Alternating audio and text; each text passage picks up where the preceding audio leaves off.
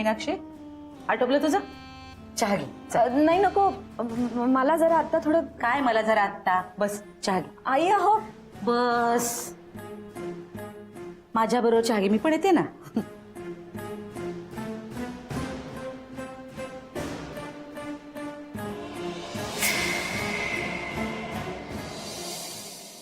अभि अभि हा बोला ते आई. अरे आवरलं की नाही तुझं? अरे अजून किती वेळ? हा झाला अजून थोडा वेळ. तू काय आठवडाभराची आंघोळ एकदाच करतोयस का रे? हा चल आवर बघू, लवकर बाहेर ये. काही काम होतं का? अरे देवळात गेले होते, तुझ्यासाठी प्रसाद आणलाय, तो द्यायचा होता तुला.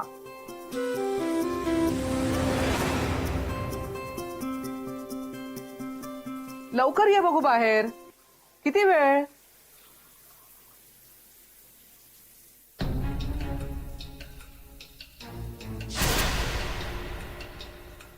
मुलगा म्हणजे ना, पसारा किती असावा हा.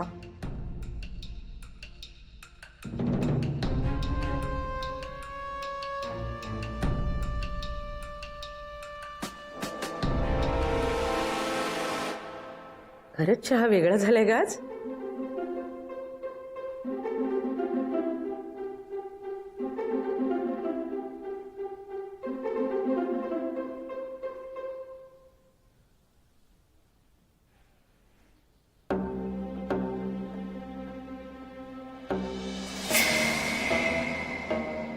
अभि, अरे अजून किती वेळ वाट बघायची? आतमध्ये काय तप करत बसलायस का रे मीनाक्षीसाठी? हा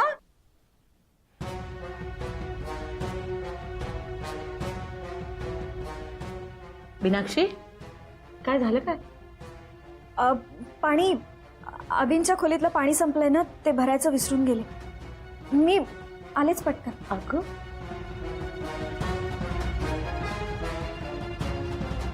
2 मिनिटात येतो म्हणला होता, अजून याचा पत्ता नाही.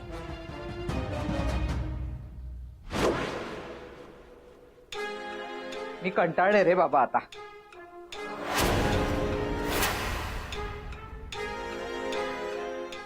अभि, हे बघ मीनाक्षी आलीये. तुझा प्रसाद मी मीनाक्षीकडे देते. हा तू बाहेर आलास की खाऊन घे. दर्ग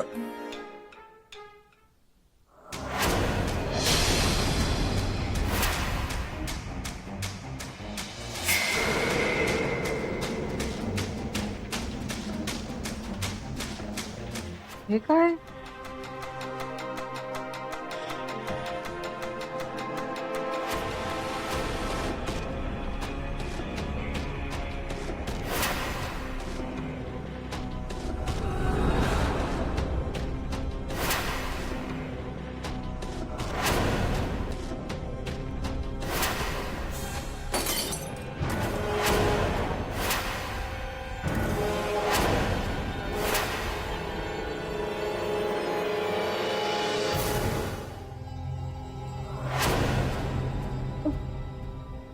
काय झालं? एवढा कसला आवाज झाला?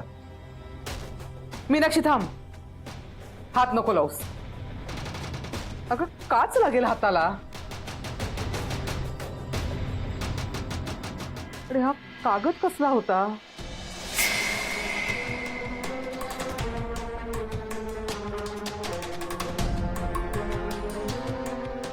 काहीतरी यात लिहिलं होतं म्हणून वाचायला गेले, पण तोही पाण्यात पडला.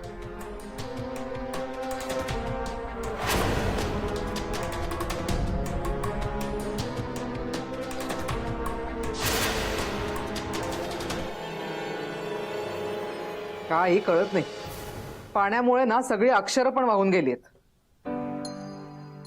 पण काय झालंय नक्की? माझ्या हातून जार सटकला आणि फुटला.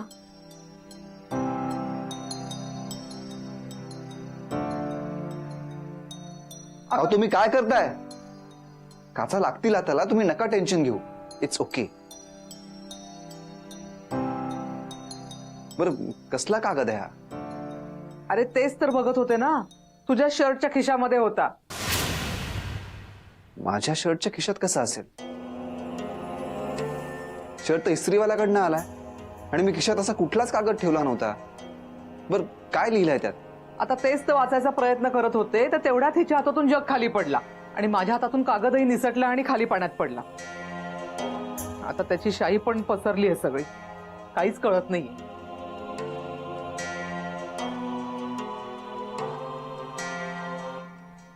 अगं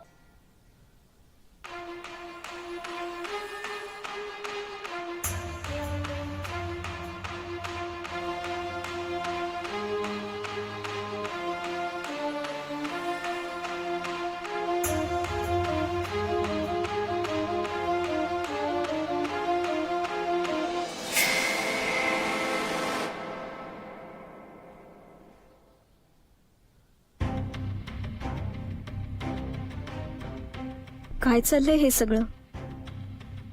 आणि हे सगळं माझ्याच बाबतीत का घडतंय?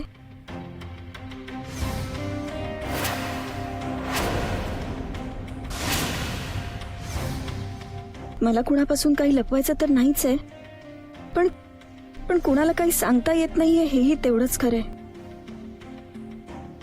एखाद्या चक्रव्यूहात सापडावं अशी काहीशी अवस्था झालीय. काय करू मी? या सगळ्यातून कशी बाहेर पडू? काय चाललंय यार श्वेता? हा 2 दिवसात प्रोजेक्ट सबमिट करायचा आपल्याला. काय हा प्रॉब्लेम तू मला आत्ता सांगतेस? तू वेडी आहेस का श्वेता?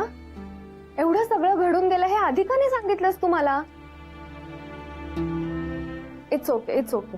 तुला माहित नाहीये का, ग्रुप मधल्या सगळ्या जणी माझ्याकडे सिक्रेट शेअर करतात आणि तू हे माझ्यापासून लपवून ठेवलंयस.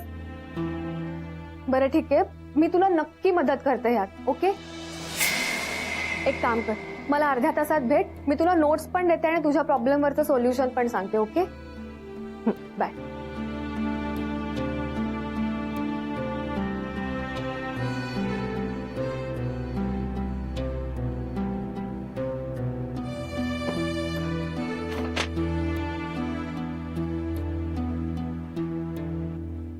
काय ग, काय झालं? काही नाही. मग अशी का बघतेस माझ्याकडे? मी खूप भारी दिसते का आज? नाही नाही, तसं काही नाही. मग सोसोच दिसतेय. अगं तसंही काही नाही. तुझा प्रॉब्लेम काय माहितीये मीनाक्षी? तुला विचारलं ना की तुला काहीही सांगायचं नसतं, पण त्याच वेळी तुझ्या मनात काही ना काहीतरी नक्कीच सुरू असतं. बरं, एनिवे, मला ना माझ्या मैत्रिणीला नोट्स द्यायला जायचंय. मी पळते. हा, आले की बोलू. Bye bye.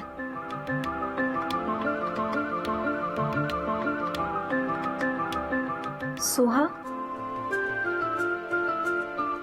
मला ज्या गोष्टी अभिंना सांगता येत नाहीये त्या मी सोहाला नक्की सांगू शकते.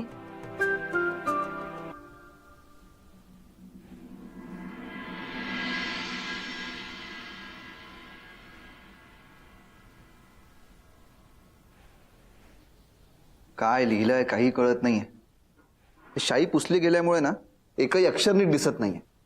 कसला कागद असेल हा? अरे इस्त्रीवाल्याच्या बिलाचा वगैरे कागद असेल. फोन करून विचार ना त्याला. मलाही वाटलं होतं, केला होता त्याला फोन. मग काय म्हणाला तो? तो म्हणाला असं कुठलाही कागद मी पाठवला नाही. आणि आई, तुला माहिती आहे ना, तो बिल घ्यायला दरवेळी घरी येतो. मग आता कसला कागद समजायचा हा? तू आंघोळीला जायच्या आधी तुझ्या कामाचा काही कागद ठेवला नव्हतास ना? नाही म्हणजे एकदा आठवून बघायला काय हरकत आहे? नाही तर तुझ्या खिशात कशाला कोण काय ठेवायला जाणार आहे? हो हो वहिनी, तू म्हणतेस ते बरोबर आहे. अभि, मी सुद्धा तुझ्या त्या शर्टच्या खिशामध्येच ही चिठ्ठी बघितली होती. म्हणजे मी वाचणारच होते की काय लिहिलंय त्याच्यामध्ये म्हणून, पण तेवढ्यात मीनाक्षीच्या हातून ना जग खाली पडला आणि माझ्या हातून पण ती चिठ्ठी त्या पाण्यात पडली.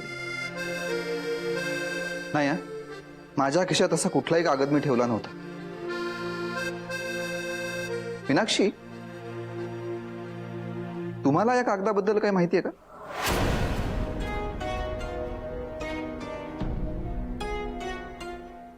नाही, मी हा कागद आधी बघितला नाहीये. मग आता आपण ही शोध मोहीम थांबवूया. हा कागद एकदा वाळला की कळेल आपल्याला यावर काय लिहिलंय ते. मी जरा जाऊन येतो तोपर्यंत. हं.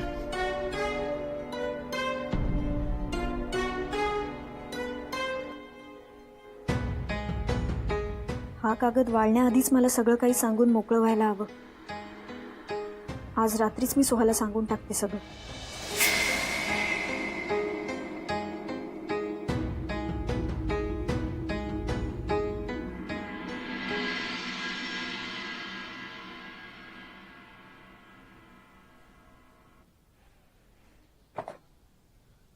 काय ग, झाली का तुझी सगळी कामं? म्हणा तुझी सगळी कामं झाली का हा प्रश्नच विचारणं चुकीचं आहे तुला. तुला कधीही कुठलंही काम आठवू शकतं आणि तूच एवढी सगळी कामं करू शकतेस. मी तर अजिबात नाही करू शकणार. मी हा अभ्यास करते ना, हेच माझ्यावर उपकार करते.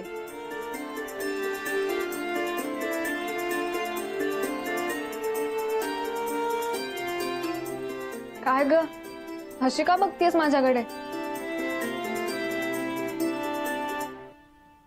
सोहा, मला तुझ्याशी एका विषयावर बोलायचंय. फायनली मीनाक्षी तिचा डिसिजन मलाच सांगणार आहे असं दिसतंय.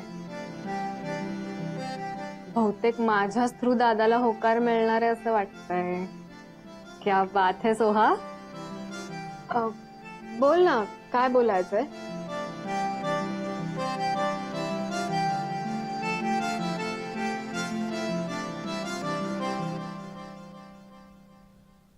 सोहा. काय गाते? अरे वा, अभ्यास जोरात चाललाय. हो ना, सबमिशन्स आहेत आमची आता. तुझं काही काम होतं का? हो, पण तुझ्याकडे नाही, मीनाक्षीकडे काम होतं.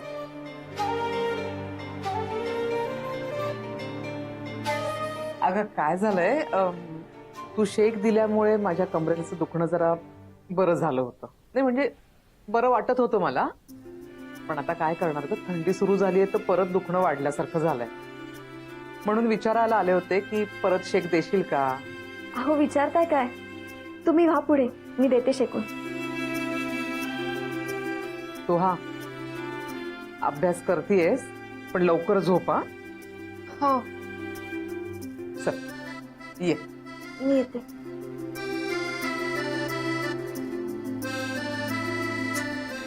अरे यार, आत्याला पण आत्ताच यायचं होतं. थोडी लेट आली असती तर मीनाक्षी तिच्या मनातलं सांगणारच होती मला. असो, तिची वाट बघण्यात काही पॉइंट नाही आता.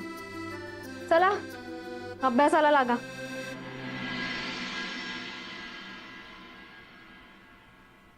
तुम्ही पडा, मी शेकून देते.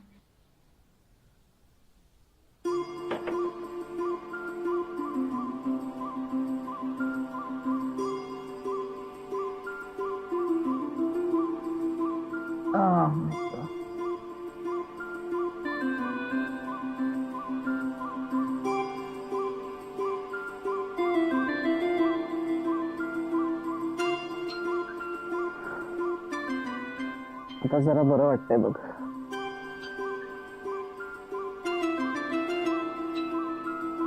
मीनाक्षी, बोला ना. तुला माहितीये, अभिसाठी मी ना एक से एक सुंदर मुली निवडल्या होत्या, सगळ्या उच्च शिक्षित. त्यातली एखाद दुसरी जर सोडली ना तर सगळ्यांचा होकार होता बघ अभिला.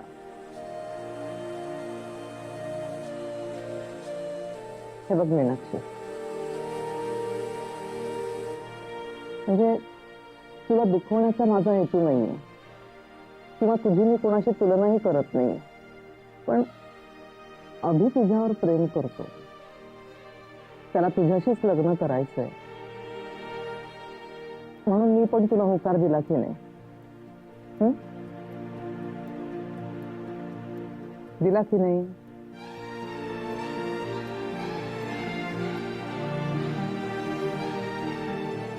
आता बोल ना. हो. मग मला एक कळत नाहीये, तू त्याला होकार द्यायला इतका वेळ का लावतेस? हे बघ मीनाक्षी, मला तुझ्याकडून उत्तर हवंय, हो की नाही? हो. हो ना? मग तुझा जो काही निर्णय झालाय तो कळव ना पटकन आम्हाला, म्हणजे आम्ही पुढच्या तयारीला लागायला मोकळे. मी काही चुकीचं बोलतेय का? नाही. मग कधी सांगतेस?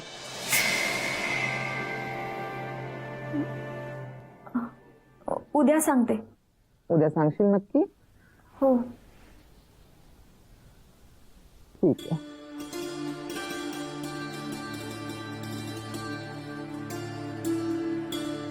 आई ग, बरं वाटतंय बाई जरा आता. आता बरं वाटतंय ग. मीनाक्षी, जाताना तेवढं अभिकडे जा. त्यांनी औषधं घेतलीत की नाही बघ बाई. औषधं घेण्यासाठी ना त्याच्या मागेच लागावं लागतं बघ. बर.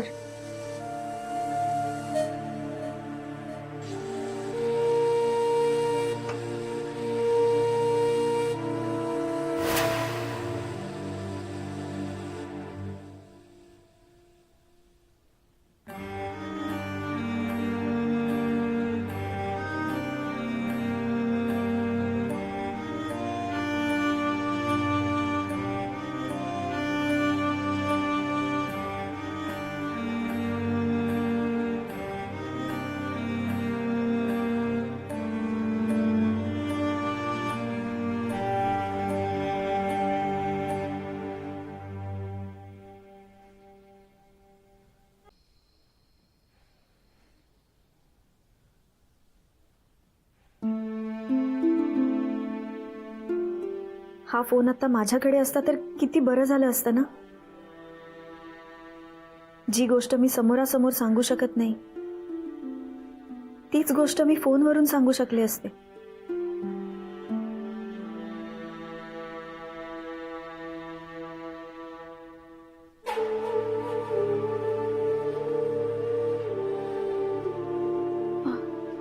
तुम्हाला तुमच्या औषधांबद्दल सांगायला आले होते. पण त्याआधी मला या फोनविषयी तुमच्याशी बोलायचं. हे पहा, मला माहिती आहे एखाद्यानं प्रेमानं दिलेलं गिफ्ट कधीच विसरता येत नाही.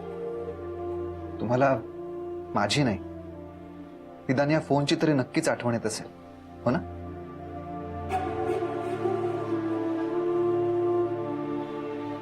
प्लीज तुम्ही तो फोन तुमच्याकडेच ठेवा ना. तेव्हा तुम्ही माझ्यावर रागावला होतात म्हणून तो फोन परत केला, पण आता तसं काही नाहीये ना. म्हणजे आता तुमचा राग गेलाय ना, आणि खरंच जर तुमचा राग गेला असेल तर हा फोन तुम्ही तुमच्याकडे ठेवा. ते सगळं ठीक आहे, पण हा फोन घेताना तुम्हाला थोडं जरी ऑकवर्ड वाटत असेल ना, तर मी स्वतः तुम्हाला सांगतो, मी स्वतःहून तुम्हाला फोन किंवा मेसेज कधीच करणार नाही जोपर्यंत तुमचा फोन किंवा मेसेज मला येत. I promise. ठीक आहे, पण प्लीज एक गिफ्ट म्हणून माझा मान राखण्यासाठी तरी हा फोन तुमच्याकडे ठेवा, प्लीज.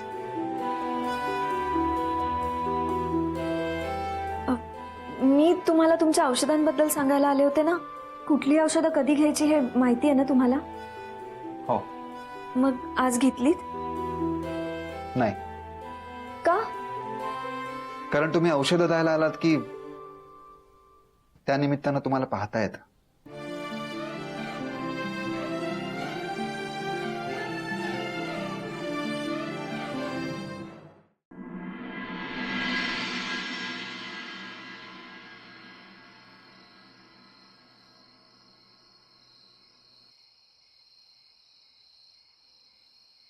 काय करू? अभिना सगळं काही कॉल करूनच सांगू का? कुठेतरी लांब निघून जाते आणि कॉल करते. नको, तसं केलं तर घरच्यांना त्रास होईल. पण मग काय करू? मेसेज मेसेज करून सांगू का? हा चांगला पर्याय आहे. मी मेसेजच करते.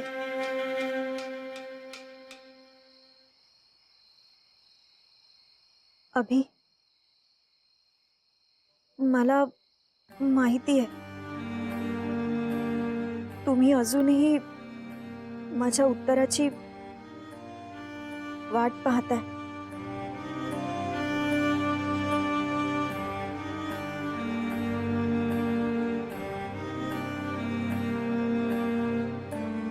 पण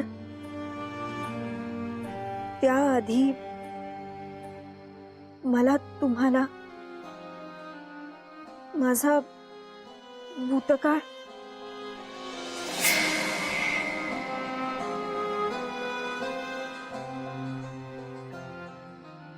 काय होतंय हे? मेसेज टाइप करून अभिना पाठवण्याची हिम्मत का होत नाहीये? मला भीती वाटतेय का? हो, नक्कीच भीती वाटतेय अभिना गमावण्याची. पण सगळा भूतकाळ लपवून, सगळं काही लपवून नातं सुरू करणं म्हणजे हे असं केलं तर तू खोटेपणा आहे आणि तो मला कधीच जमणार नाही.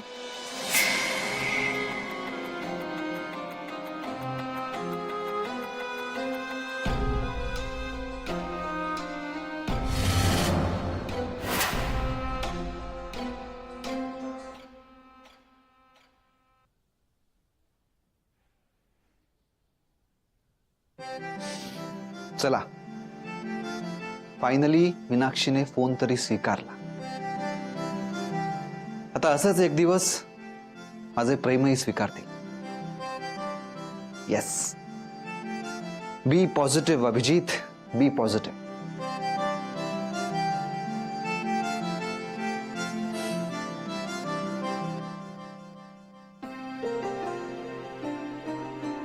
मला सारखं वाटतंय मीनाक्षी काही ना काही बोलतील माझ्याशी आज फोनवर, किंवा मेसेज तरी करतील.